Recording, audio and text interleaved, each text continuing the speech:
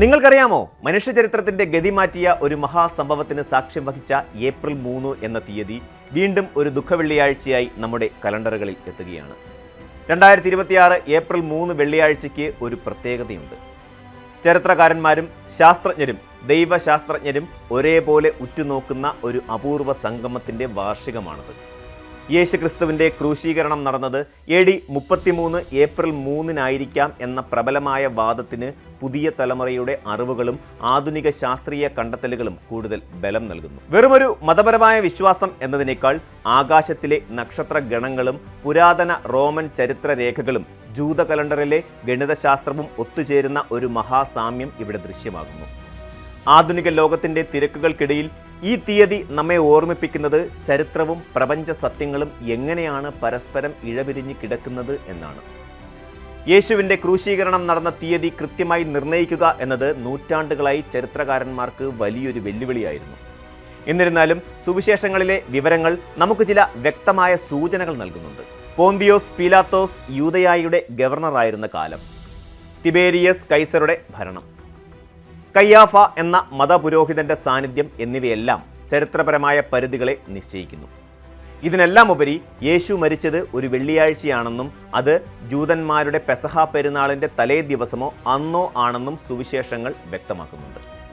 ആധുനിക നക്ഷത്ര നിരീക്ഷണ സംവിധാനങ്ങൾ ഉപയോഗിച്ച് AD 26 മുതൽ 36 വരെയുള്ള കാലഘട്ടത്തിലെ പെസഹ വെള്ളിയാഴ്ചകളെ വിശകലനം ചെയ്യുമ്പോൾ ഏപ്രിൽ 3 AD 33 എന്ന തീയതി ഏറ്റവും ശക്തമായ ഉത്തരമായി നമ്മുടെ മുന്നിലെത്തുന്നു.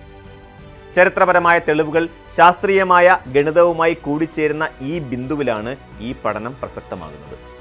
ജ്യോതിശാസ്ത്രപരമായ കണ്ടെത്തലുകളാണ് ഈ തീയതിയെ ഇത്രത്തോളം പ്രബലമാക്കുന്നത്. ബൈബിളിലെ പത്രോസ് അപ്പോസ്തലന്റെ പ്രസംഗത്തിലും പഴയ നിയമ പ്രവചനങ്ങളിലും സൂര്യൻ ഇരുണ്ടുപോകുമെന്നും ചന്ദ്രൻ രക്തമയമാകുമെന്നും പരാമർശിക്കുന്നുണ്ട്. ഇതിനെ വെറും പ്രതീകാത്മകമായ വിവരണമായി കാണുന്നവർക്ക് ശാസ്ത്രം ഇന്ന് വലിയൊരു മറുപടി നൽകുന്നു. ഓക്സ്ഫോർഡ് സർവകലാശാലയിലെ ഭൗതിക ശാസ്ത്രജ്ഞനായിരുന്ന കോളിൻ ഹംഫ്രീസ് അടക്കമുള്ളവർ നടത്തിയ പഠനങ്ങളിൽ AD 33 ഏപ്രിൽ 3 വൈകുന്നേരം ജെറുസലേമിന്റെ ആകാശത്ത് ഒരു ചന്ദ്രഗ്രഹണം സംഭവിച്ചിരുന്നതായി കണ്ടെത്തിയിട്ടുണ്ട്. ഈ ഭാഗിക ചന്ദ്രഗ്രഹണ സമയത്ത് ചന്ദ്രൻ ചുവപ്പ് നിറത്തിൽ അഥവാ ബ്ലഡ് മൂൺ ആയിട്ടാണ് പ്രത്യക്ഷപ്പെടുക. ഭൂമിയിലെ അന്തരീക്ഷ പാളികളിലൂടെ അരിച്ചെത്തുന്ന സൂര്യപ്രകാശം ചന്ദ്രനിൽ പതിക്കുമ്പോൾ ചന്ദ്രൻ രക്തവർണ്ണമായി കാണപ്പെടുന്നു. നാസയുടെ കണക്കുകൾ പ്രകാരം കൃത്യമായ ആ വൈകുന്നേരം ജെറുസലേമിലെ ചക്രവാളത്തിൽ ഉദിച്ചുയർന്നത് ഇത്തരമൊരു ചന്ദ്രനായിരുന്നു എന്നത് യാദൃശ്ചികതയ്ക്കപ്പുറം ചരിത്രപരമായ സത്യമായി മാറുകയാണ്. യേശുവിൻ്റെ അവസാന നിമിഷങ്ങളെക്കുറിച്ചുള്ള വിവരണങ്ങളിൽ ഉച്ചയ്ക്ക് 12 മണി മുതൽ 3 മണി വരെ ഭൂമിയിൽ ഇരുട്ടുണ്ടായതായി രേഖപ്പെടുത്തിയിട്ടുണ്ട്. ജ്യോതിശാസ്ത്രപരമായി നോക്കിയാൽ ഒരു പൂർണ്ണചന്ദ്രനുള്ള സമയത്ത് സൂര്യഗ്രഹണം സംഭവിക്കുക അസാധ്യമാണ്. അതിനാൽ ആ ഇരുട്ടിനെ ഒരു സാധാരണ ഭൗതിക പ്രതിഭാസം എന്നതിനേക്കാൾ ഉപരിയായി അന്തരീക്ഷത്തിലുണ്ടായ അസാധാരണമായ എന്തോ ഒന്നായിട്ടാണ് പണ്ഡിതർ വിലയിരുത്തുന്നത്. ചിലർ ഇത് അഗ്നിപർവ്വത സ്ഫോടനങ്ങളെ തുടർന്നുണ്ടായ പൊടിപടലങ്ങളോ ശക്തമായ മണൽക്കാറ്റോ ആകാമെന്ന് കരുതുമ്പോൾ മറ്റു ചിലർ ഇതൊരു ദൈവിക ഇടപെടലായി കാണുന്നു. എന്നാൽ ക്രൂശീകരണ ശേഷമുണ്ടായ ആ ചുവന്ന ഗ്രഹം ശാസ്ത്രീയമായി തെളിയിക്കപ്പെട്ടതാണ്. ചന്ദ്രൻ ഉദിക്കുമ്പോൾ തന്നെ ഗ്രഹണാവസ്ഥയിലായിരുന്ന ആ രാത്രി ജെറുസലേമിലെ ജനങ്ങളെ സംബന്ധിച്ചിടത്തോളം ഭീതിതവും അതുപോലെ അവിസ്മരണീയവുമായ ഒരു കാഴ്ചയായിരുന്നു. അത് തീർച്ചയാണ്. ചന്ദ്രൻ ഉദിക്കുമ്പോൾ തന്നെ ഗ്രഹണാവസ്ഥയിലായിരുന്ന ആ രാത്രി ജെറുസലേമിലെ ജനങ്ങളെ സംബന്ധിച്ചിടത്തോളം ഭീതിതവും അവിസ്മരണീയവുമായ ഒരു കാഴ്ചയായിരുന്നു എന്ന് തീർച്ച. റോമൻ ചരിത്രകാരനായ ടാസിറ്റസും യഹൂദ ചരിത്രകാരനായ ഫ്ലാവിയസ് ജോസീഫസും ക്രിസ്തുവിൻ്റെ വധത്തെക്കുറിച്ച് സൂചിപ്പിക്കുന്നത് കാണാം. പീലാത്തോസിന്റെ ഭരണകാലത്ത് നസ്രായായ യേശു വധിക്കപ്പെട്ടു എന്നത് തർക്കമില്ലാത്ത വസ്തുതയാണ്. ജൂത കലണ്ടറിലെ മാസമായ നിസാൻ 14 വെള്ളിയാഴ്ച വരുന്നത് അപൂർവമാണ്. AD 30 AD 33 ഇതിന് സാധ്യതയുള്ളത്.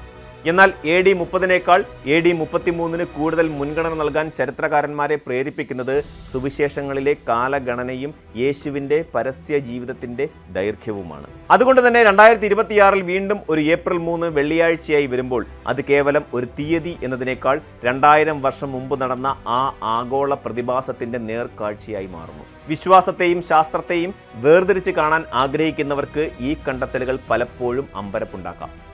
പലപ്പോഴും ശാസ്ത്രം തെളിവുകൾ ആവശ്യപ്പെടുമ്പോൾ വിശ്വാസം അനുഭൂതികളിലൂടെയാണ് സംസാരിക്കുന്നത്. എന്നാൽ ഏപ്രിൽ 3 കാര്യത്തിൽ ശാസ്ത്രം വിശ്വാസത്തിൻ്റെ കൈപിടിക്കുന്നു. ബൈബിൾ വിവരങ്ങൾ കേവലം കെട്ടുകഥകളല്ലെന്നും കൃത്യമായ ഭൂമിശാസ്ത്രപരവും അന്തരീക്ഷപരവുമായ പശ്ചാത്തലത്തിൽ നടന്ന സംഭവങ്ങളാണെന്നും ഇത് വ്യക്തമാക്കുന്നു. ജെറുസലേമിലെ കുന്നുകളിൽ അന്ന് നടന്ന ആ നിശബ്ദമായ വിപ്ലവം പ്രപഞ്ചത്തിന്റെ ചലനങ്ങളുമായി പോലും ബന്ധപ്പെട്ട് കിടക്കുന്നു എന്നത് അത്ഭുതകരമാണ്. ഒരു മനുഷ്യന്റെ മരണം ഭൂമിയിലെ മനുഷ്യരെ മാത്രമല്ല, ആകാശത്തിലെ ഗോളങ്ങളെ പോലും സ്വാധീനിച്ചു എന്ന സന്ദേശമാണ് ഇതിലൂടെ ലഭിക്കുന്നത്. സമയത്തിന്റെ പ്രവാഹത്തിൽ 2026 ഏപ്രിൽ 3 നമ്മുടെ മുന്നിലെത്തുമ്പോൾ അത് വലിയൊരു ആത്മപരിശോധനയുടെ സമയം കൂടിയാണ്. ശാസ്ത്രം നൽകുന്ന ഡേറ്റകളും ചരിത്രകാരന്മാർ കണ്ടെത്തുന്ന രേഖകളും നമ്മുടെ അറിവിനെ വർദ്ധിപ്പിക്കുന്നുണ്ടെങ്കിലും ഈ തീയതിക്ക് പിന്നിലെ യഥാർത്ഥ അർത്ഥം ത്യാഗം എന്ന വികാരമാണ്. തൻ്റെ ജീവൻ മറ്റുള്ളവർക്കായി നൽകിയ ഒരു മനുഷ്യന്റെ ഓർമ്മയും ആ ഓർമ്മയെ സാക്ഷ്യപ്പെടുത്താൻ ആകാശത്ത് തെളിഞ്ഞ രക്തചന്ദ്രനും സ്നേഹത്തിൻ്റെ ഉദാത്തമായ അടയാളങ്ങളാണ്. ചരിത്രവും വിശ്വാസവും ശാസ്ത്രവും ഒരേ ബിന്ദുവിൽ സംഗമിക്കുന്ന ഇത്തരം നിമിഷങ്ങൾ ലോകത്ത് വിരളമാണ്.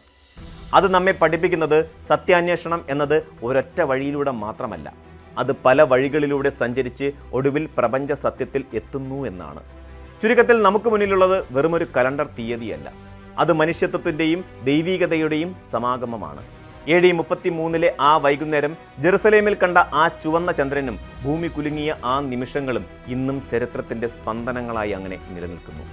2026 ദുഃഖവെള്ളി നമ്മെ ഓർമ്മിപ്പിക്കുന്നത് സ്നേഹത്തിന് കാലാതീതമായ കരുത്തുണ്ടെന്നാണ്. ശാസ്ത്രം എത്രയൊക്കെ വളർന്നാലും അത് ആത്യന്തികമായി ചെന്നെത്തുന്നത് ഇത്തരത്തിലുള്ള മഹാസത്യങ്ങളുടെ വാതിൽപ്പടിയിലായിരിക്കാം. ഏപ്രിൽ 3 ഒരു തീയതി മാത്രമല്ല, അത് ഭൂമിയും സ്വർഗവും തമ്മിൽ സംവദിച്ച ഒരു നിമിഷത്തിൻ്റെ നിത്യമായ അടയാളമാണ്. ഈ ചിന്തയോടെ വേണം നാം ഏപ്രിൽ 3 വരവേൽക്കാൻ. ചരിത്രത്തിന് തെറ്റുപറ്റിയേക്കാം, പക്ഷേ പ്രപഞ്ചത്തിലെ ഗ്രഹങ്ങളുടെ ചലനം നമ്മോട് സത്യം വിളിച്ചു പറഞ്ഞുകൊണ്ടേയിരിക്കും.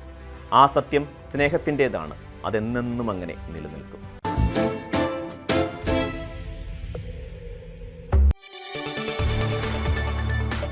കൂടുതൽ വാർത്തകൾക്ക് news 18 Keralam YouTube channel subscribe ചെയ്യുക.